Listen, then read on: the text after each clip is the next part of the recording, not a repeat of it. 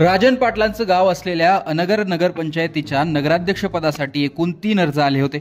एक होता राजन पाटलांच्या सुनबाई प्राजक्ता अजिंक्य राणा पाटील, ज्या भाजपकडून निवडणूक लढवत होत्या।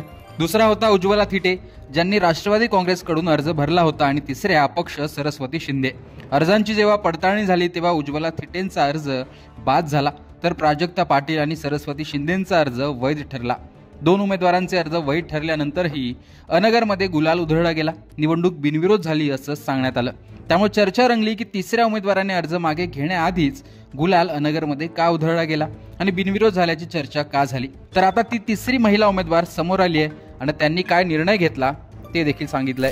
पूर्ण सांगा। सरस्वती भागवत शिंदे।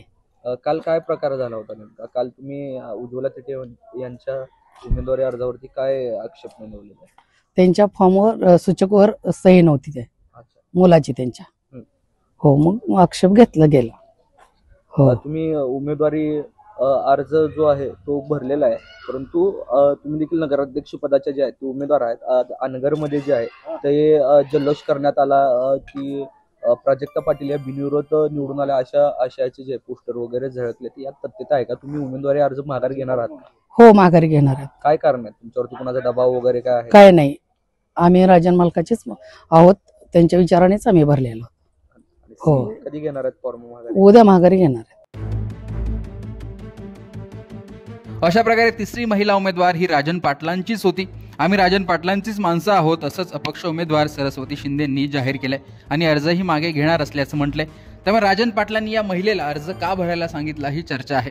दुसरीकडे उज्ज्वला थिटेंच्या अर्जावर राजन पाटलांच्या सून प्राजक्ता पाटील यांनी नाही तर उमेदवार सरस्वती शिंदेंनी आक्षेप घेतला होता। त्यानंतरच थिटेंचा अर्ज बाद झाला।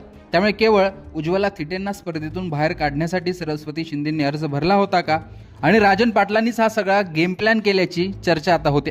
मात्र आता बिनविरोध झाल्यानंतर दुसरीकडे उज्ज्वला थिटेंनी माघार घेणार नाही असाच पवित्रा घेतलाय। उज्ज्वला थिटे यांनी थेट कोर्टात याचिका दाखल केली असून अर्ज बाद होण्याला आणि या निवडणुकीच्या निकालालाच थेट कोर्टात आव्हान दिलंय।